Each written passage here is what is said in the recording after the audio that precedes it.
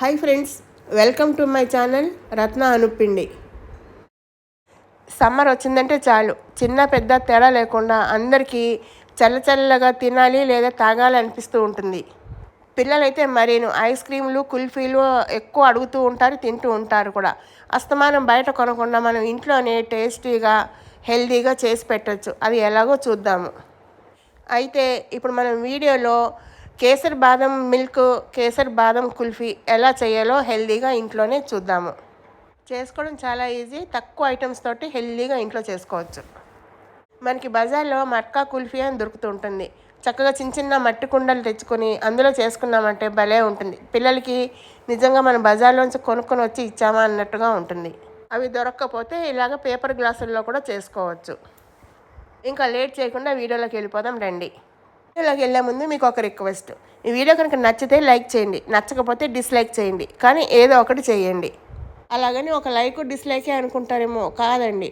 ఒక కామెంట్, ఒక షేర్ కూడా ఉంటుంది. ఇది కూడా చేయడం మర్చిపోవద్దు.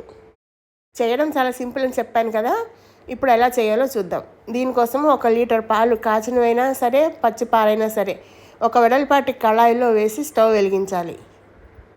ఇప్పుడు ఈ పాలని వీడియోలో చూపిస్తుండగా కలుపుతూ పొంగిపోకుండా కాచుకోవాలి.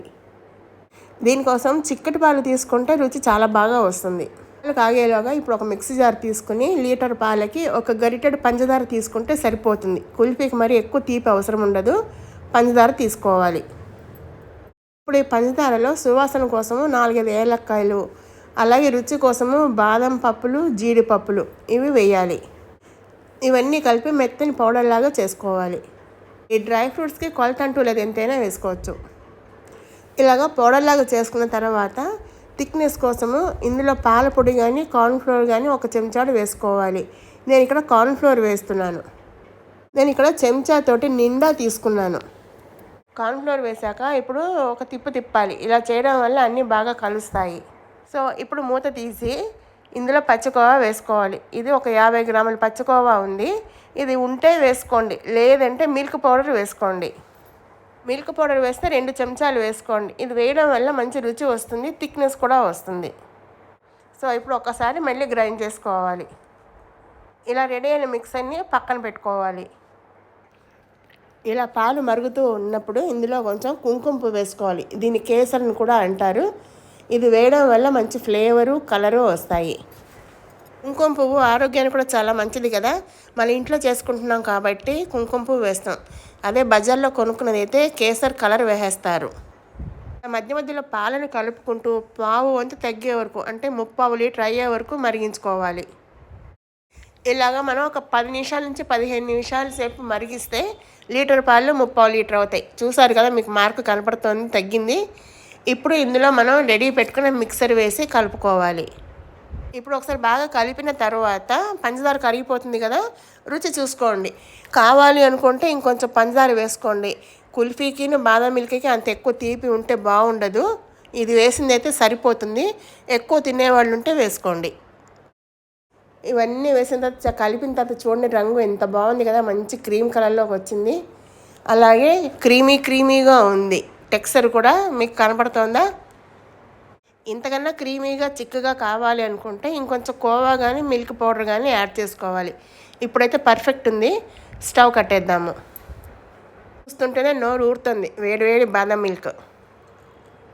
ఇప్పుడు ఈ బాదం మిల్క్ని వేడివేడిగా కానీ లేదంటే చల్లగా కావాలి అంటే ఫ్రిడ్జ్లో పెట్టుకుని కానీ సర్వ్ చేసుకోవచ్చు. షాపుల్లో మనం కొనుక్కుంటే మట్టి గ్లాసుల్లో ఇస్తారు కదా, ఇప్పుడు నేను కూడా మట్టి గ్లాసుల్లోనే వేడివేడిగా పోస్తున్నాను. ఇది వేడిగా కావాలంటే వేడిగా తాగొచ్చు, బాగుంటుంది. లేదంటే ఫ్రిడ్జ్లో పెట్టుకోవచ్చు, అది మన ఇష్టమే. ఇప్పుడు ఈ గ్లాసుల్లోకి పోసుకుందాము. ఫ్రిడ్జ్లో పెట్టుకునే మాట అయితే పూర్తిగా చల్లారిన తర్వాత పెట్టుకోవాలి. ఇప్పుడు ఇందులో కొన్ని బాదం పప్పుల్ని నానబెట్టి పై తొక్క తీసి ఇలా వీడియోలో చూపిస్తున్నట్టుగా సన్నగా పొడుగ్గా చీలికల కింద తరుక్కోవాలి. ఇలా తరిగిన వాటిని పైనుంచి అయినా డెకరేట్ చేసుకోవచ్చు, లేదంటే ఎందులో అయినా కలిపేసుకోవచ్చు. సన్నగా తరిగిన బాదం చీలికల్ని పైనుంచి డెకరేట్ చేసుకుని వేడిగా కానీ చల్లగా కానీ సర్వ్ చేసుకుంటే భలే ఉంటుంది. మరి మీరు కూడా ట్రై చేసి ఎలా వచ్చిందో చెప్తారా నాకు? ఇలాగ మనం ఇంట్లోనే తయారు చేసుకుంటే హెల్తీగా ఉంటుంది, ఇంకొకటి డబ్బులు కూడా ఆదా అవుతాయి. మరి ఇంకెందుకు ఆలస్యం, లేచి వెళ్ళండి కిచెన్లోకి. పిల్లలు స్కూల్ నుంచి వచ్చేసరికి రెడీగా చేసి ఉంచవచ్చు. ఇప్పుడు ఇదే మిక్సర్ తోటి క్యారమెల్ బాదం కుల్ఫీ ఎలా చేయాలో చూద్దాము. ఇప్పుడు క్యారమెల్ చేయడం కోసము ఒక మూకుడులో ఒక చెంచాడు పంచదార తీసుకోవాలి.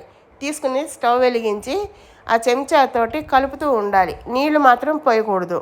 2-3 నిమిషాలకి పంచదార మొత్తం కరిగి ఇలాగా రంగు మారుతుంది. ఏమి నీళ్లు పోయకుండానే పంచదార కరిగి ఇలా పాకంలాగా వస్తుంది. స్టేజ్లో స్టవ్ కట్టేస్తే క్యారమెల్ లైట్ కలర్లో ఉంటుంది. మనకి ఇంకొంచెం డార్క్ కలర్ కావాలంటే ఇంకొక 2-3 నిమిషాలు తిప్పాలి.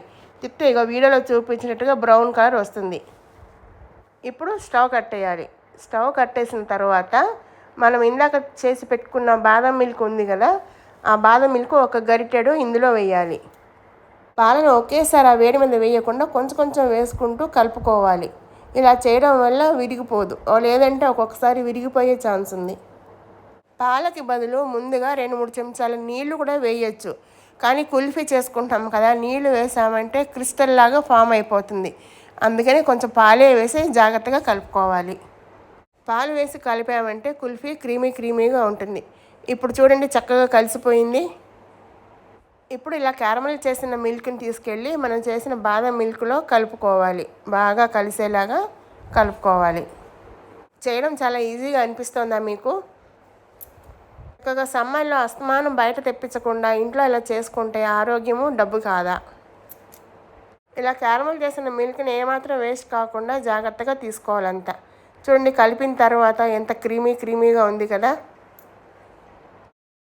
ఇప్పుడు ఈ మిక్సర్ అంతా కూడా మనం ఫ్రీజ్ చేసుకోవాలి కదా. దీనికి మనకు నచ్చిన కంటైనర్ ఏదైనా తీసుకోవచ్చు. గ్లాసు, చిన్న చిన్న కప్పులు, గిన్నెలు, ఇలా ఏదైనా. నేను ఇక్కడ వీడియోలో మట్కా కుల్ఫీ చేద్దామని చిన్న చిన్న మట్టి కుండలు కొన్నాను. ఇలాంటి వాటిల్లో వేసి చేసామనుకోండి, పిల్లలు కూడా నిజంగానే మనం బయట నుంచి కొనుక్కొచ్చామనుకుంటారు. కొంతమంది పిల్లలు ఇంట్లో చేసాము అంటే తినరు, వాళ్ళకి బయట తెచ్చిందే నచ్చుతుంది. ఇలా చేసామంటే తప్పకుండా తింటారు. ఇలాగా మనకి నచ్చిన కంటైనర్లో ఈ మిక్సర్ అంతా వేసుకోవాలి. ఇలాగా మట్కా కుల్ఫీయే కాకుండా స్టిక్ కుల్ఫీ కూడా చేసుకుందాం.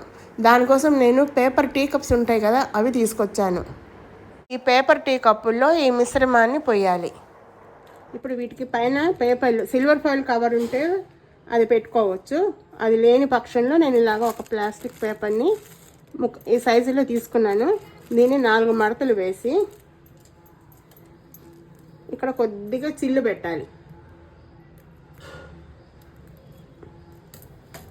ఎందుకంటే ఈ మధ్యలోంచి ఇది ఇలా పెట్టిన తర్వాత ఇలాగా రబ్బర్ బ్యాండ్ వేసేయాలి. వేసి ఈ పుల్ల ఒకటి ఇందులోంచి దించాలి. ఇప్పుడు దీన్ని ఫ్రిడ్జ్లో పెట్టాలి. అలాగే ఇవన్నీ కూడా చేసుకోవాలి. పేపర్ కప్స్కి అయితే చిల్లు పెట్టాం పైన, ఎందుకంటే స్టిక్ దూర్చాలి కాబట్టి. ఈ కప్పులకి అవసరం లేదు, ఒక రబ్బర్ బ్యాండ్ పెట్టేసామంటే సరిపోతుంది. వీటన్నిటిని ఇప్పుడు 8 నుంచి 10 గంటల సేపు ఫ్రీజ్ చేయాలి. ఇప్పుడు వీటిని ఫ్రీజర్లో 8 నుంచి 10 గంటలు పెట్టాక చూద్దాం ఎలా ఉన్నాయో. బాదం మిల్క్ కూడా నేను 1 గంట సేపు ఫ్రిడ్జ్లో పెట్టాను, చల్లగా ఉంటుందని. చూడండి, 1 గంట అయ్యాక తీసి చూపిస్తాను. చల్లగా తింటే భలే ఉంటుంది.